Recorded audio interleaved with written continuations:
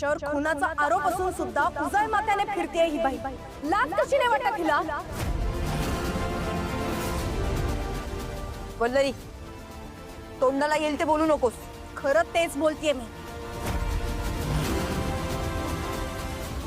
पुरावा आहे माझ्याकडे. अण्णा केदारचा राईट हँड रघु सुसाईड करायच्या आधी त्यांनी ही चिठ्ठी लिहिली होती. यात स्पष्टपणे लिहिलंय की प्रेरणा वालावलकर आणि अण्णा केदार यांचे अनैतिक संबंध होते.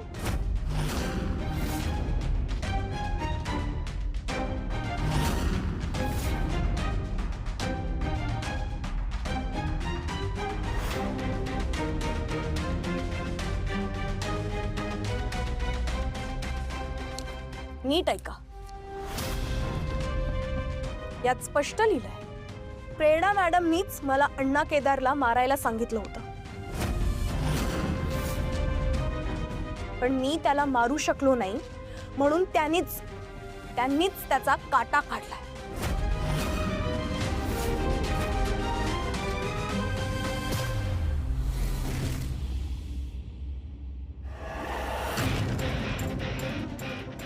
त्यांनीच खून केला अण्णा केदारचा. पण त्या एवढ्यावर थांबल्या नाही. नंतर त्यांनी मलाही जीवे मारण्याचा प्रयत्न केला, पण मी कसा बसा निसटलो. पण मला माहित आहे की त्या मला सोडणार नाहीत. म्हणूनच त्यांनी माझा जीव घ्यायच्या आधी मी स्वतःला संपवतोय.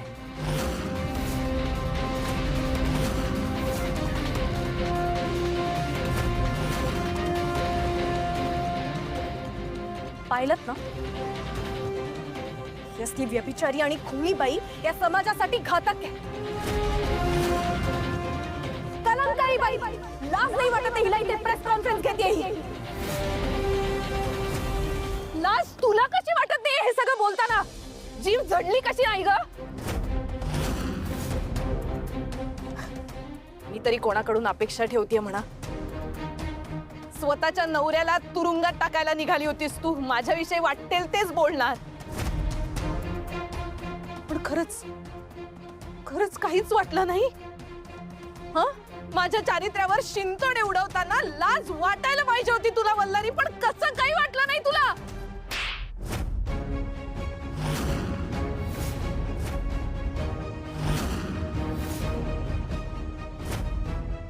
प्रेरणा, हात कसा उचललास माझ्यावर?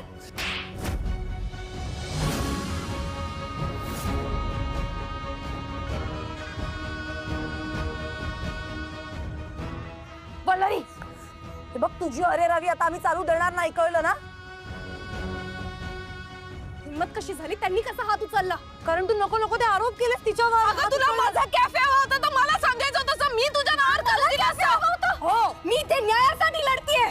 स्वतःच्या नवऱ्याला जेल मध्ये पाठवून बाहेर मोकाट फिरतीये बाई. शांत बसा. इतकी वर्ष आम्ही तुझ्यासाठी खूप गोष्टी केल्या. नाही. वाढ चाललंय आता, वाढत चाललंय. गप्पा वाढत चाललंय म्हणजे तुमचं वाढत चाललंय.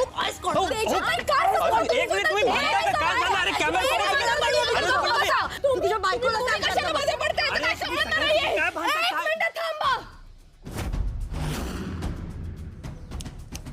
प्रेरणा वालावलकर, लक्षात ठेव, लवकरात लवकर आता तू जेलमध्ये असशील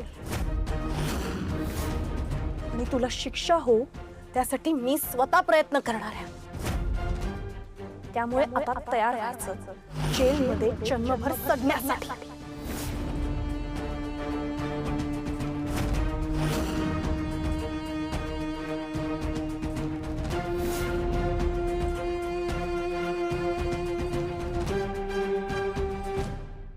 तुला लाज वाटायला पाहिजे होती वल्लरी.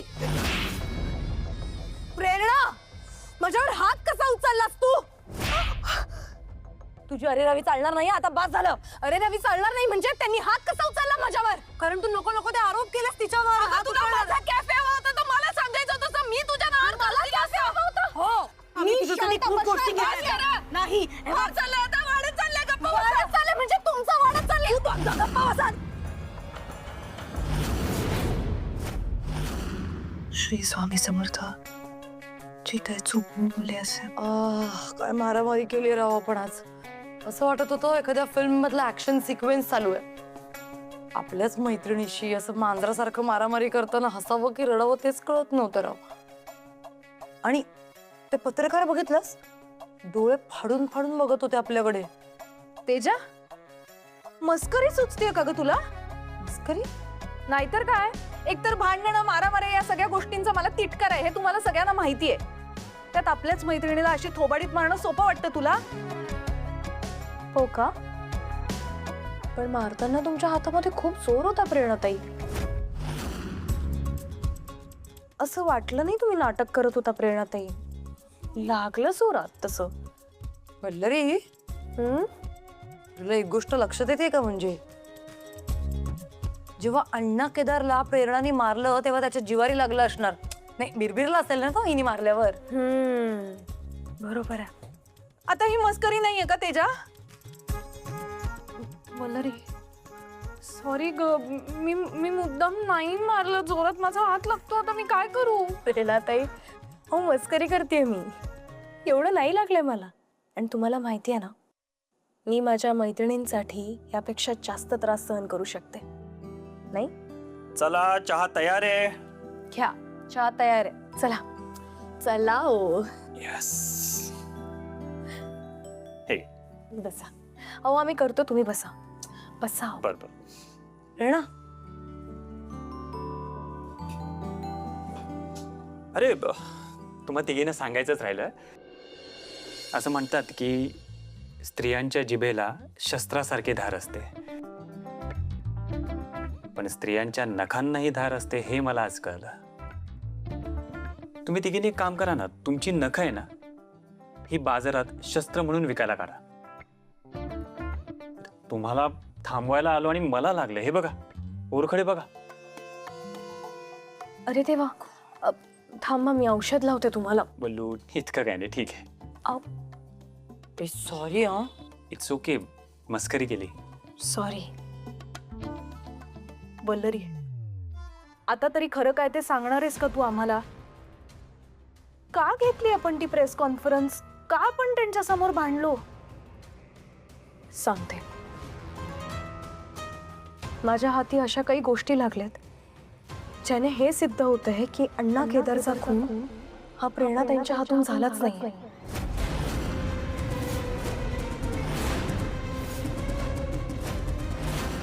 या सगळ्याच्या पाठी एक वेगळाच माणूस आहे.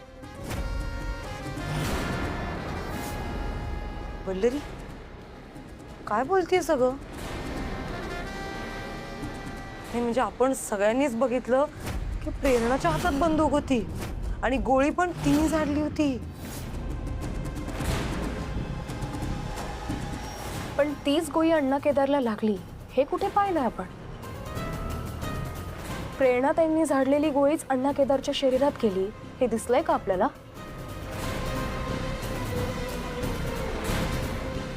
नाही ना? एक मिनिट. हे सगळं खूप कन्फ्युजिंग आहे. सगळ्या घटना नीट आठवून पाहिल्या तर तरी सुद्धा तुला नेमकं काय म्हणायचं हे स्पष्ट होत नाही. प्लीज जरा नीट सांगशील का?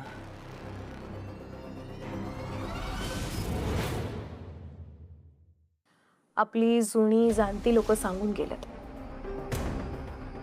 कान आणि डोळे याच्यामध्ये 4 बोटांचं अंतर असतं. आपण कानाने जे ऐकतो ते सत्य असतं असंही नाही, आणि डोळ्याने जे पाहतो तेच सत्य असतं असंही नाही. आणि हे जे दोन्हीच्या मध्ये 4 बोटांचं अंतर असतं ना, त्यातच खरं सत्य दडलेलं असतं. श्वेताताई आल्या ना की मला पुराव्यांसकट तुम्हाला सगळं काही खरं सांगता येईल. बरोबर आहे. कधी कधी दिसतं तसं नसतं.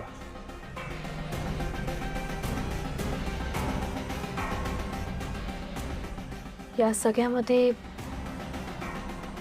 आणखीन एक शॉकिंग गोष्ट सांगायची आहे तुम्हाला. रघुने आत्महत्या नाही केली. त्याचा सुद्धा खून झालाय. काय? काय?